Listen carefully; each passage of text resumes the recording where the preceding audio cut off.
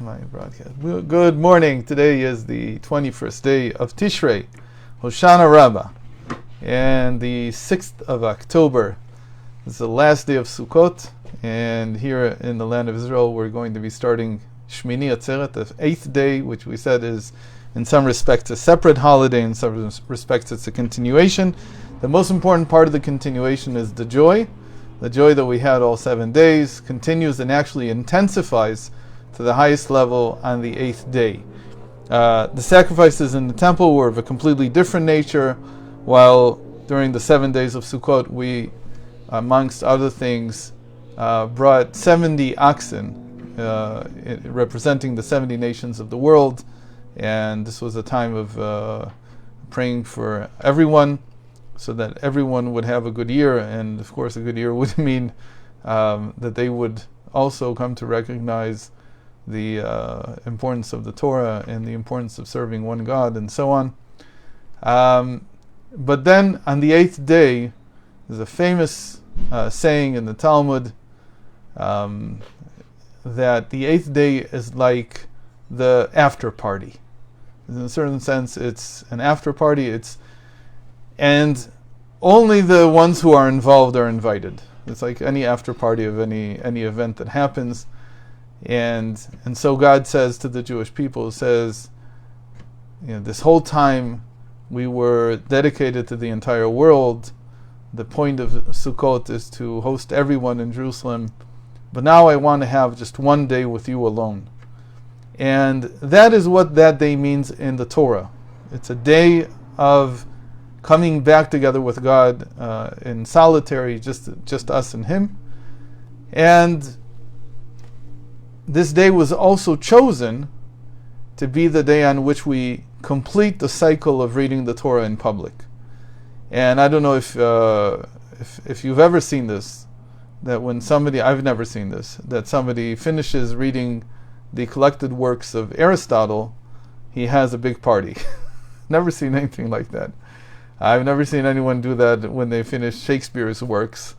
I've never seen anybody do that when they finish the Odyssey. Nothing like that. But in Torah there is the tradition that any meaningful finish of a volume, of a book, sometimes when it's little children and we educate them to this, to take joy in having merited to complete something. So it might even be that they finished, I remember when my kids were young, so they finished the first parsha, the first section of, they start in grade school from Leviticus. So they start from the first parsha, and they finish that, and it's a tremendous event. And then as you go on, thankfully, I have a son who's right now in the United States, and today, he is finishing all of Seder Nashim. Seder Nashim in Talmud is about, I think it's about 700 or 800 pages of Talmud. He didn't just do this once. He's finished it. He studies 7 pages a day, 7 dapim a day. And he's been doing this for the last 3.5 years. So he's actually finished the Talmud, those pages, over a dozen times. And so it's a very big deal. I said, when you come back to Israel, we're going to have our own party for this, and I'll buy the meat and I'll do everything, and I want everyone to take part in this, because it is a great event when you finish Torah. It is a great event, and you immediately start again, and that is basically what was added to this holiday from the Torah. This idea that we're here with God alone, and we take the opportunity to complete the cycle of the Torah. We finish with Zot HaBracha, the final parsha, with the very moving words. And there was and I have to tell you that every year when these words are read, I tear. It's very hard for me not to. It is very moving. These words about Moses, about the description there, that there's never been such a man in the world who has so dedicated himself to the people, to God, and to bringing them together. And that is the essence of what this day is about. So the joy that we feel is both the joy of being with God alone and also the joy of completing the cycle of learning the Torah. It's one of the reasons why the day after Shmini Atzeret, the day after Simchat Torah, here in Israel we do it all in one day, Shmini Atzeret and Simchat Torah, the 8th day plus Simchat Torah, this holiday that started sometime in the Middle Ages. We do it all in one day, so it's a very, very full day. We're actually, at least in Hasidic communities, this is a day in which you start by going to synagogue towards the evening, and you really don't sleep. It's not even more than Yom Kippur. You really can stay up very easily to 4 or 5 in the morning, and then at 7 o'clock you start again, and instead of fasting, it's all about eating, drinking, and dancing. And basically you dance with the Torah all day long, from evening to evening, from almost 24 hours straight. And then in Israel, because of various historic reasons in the last 70 years, there's become a custom to have another round of dancing with the Torah that lasts deep into what will be here Sunday morning.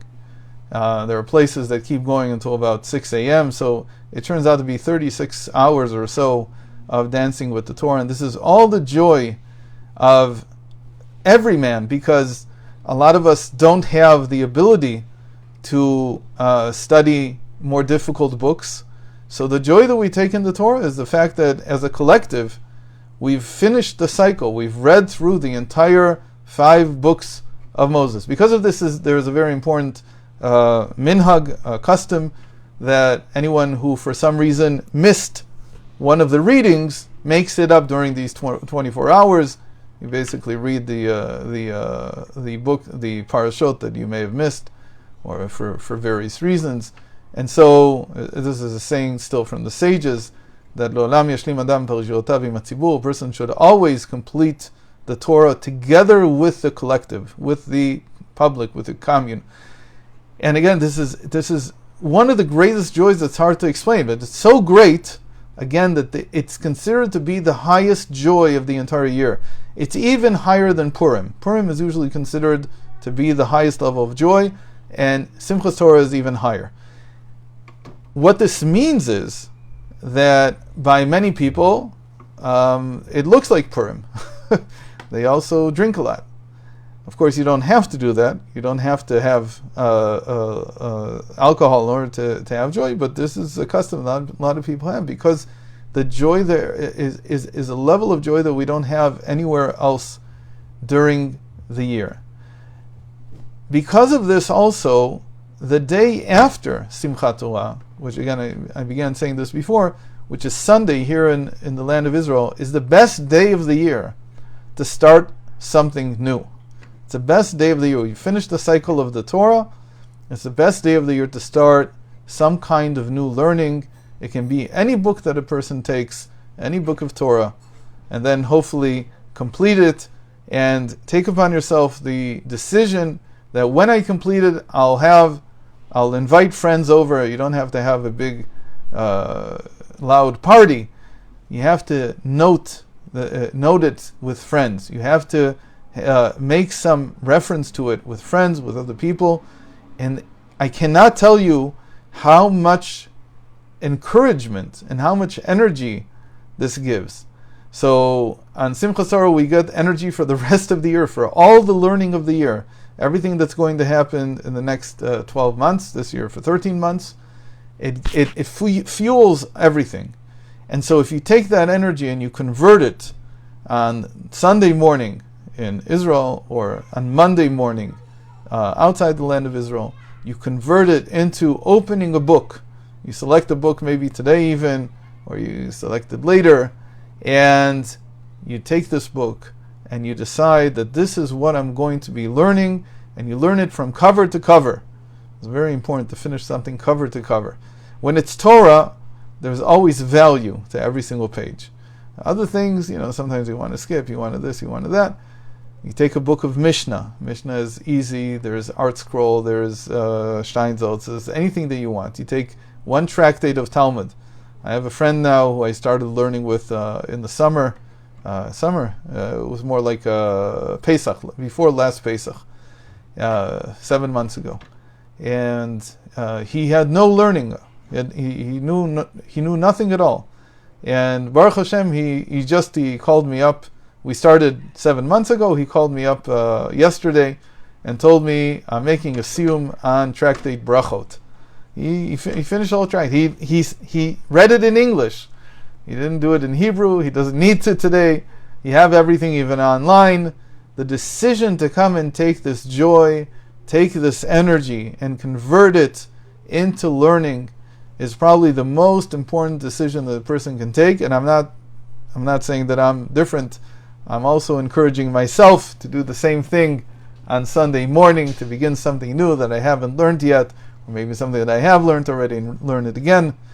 This is what gives and translates the incredible energy of Simchat Torah. If you haven't experienced the energy of Simchat Torah, you have to go to a shul, a Chabad shul especially, and see what it's like and experience it, and take that energy and convert it into feeding your mind, feeding your soul, so that the next year when everyone is dancing, you also feel that you have completed something.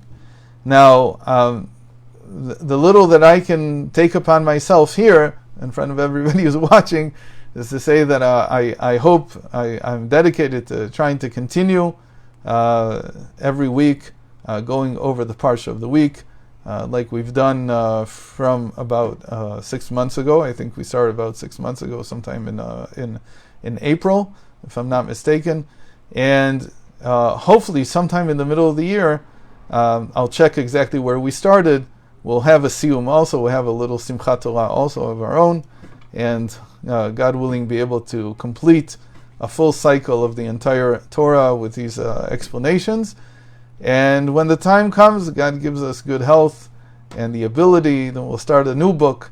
We'll start something new. We could go over the Torah again and again, but I think it might be down the road we might decide that another book might be a better choice. So for now, I want to wish everyone a joyous Simchat Torah, a joyous Shmini Atzeret, the last day of Sukkot. We don't sit in the sukkah, although I said yesterday that it's a very complex topic. It's not for one of these conversations. You can look at maybe other sites that have long and tedious discussions of what the Talmud says about this and the different explanations of what the Talmud said about this. But in principle, we don't sit in the sukkah in the land of Israel. Certainly not. We don't enter the sukkah on the 8th day, and we don't take the lulav and esrog. And we concentrate only on one thing. It's called joy in its pure form, the purity of joy itself. And to just be joyous in our ability to be in this world and to study Torah and to engage in God's Word. So thank you very much for joining. Chag Sameach. And I hope to see you on Tuesday. I'll see you on Tuesday, God willing, at the regular time. So I'm going to end the recording. Yeah, I'm not going anywhere.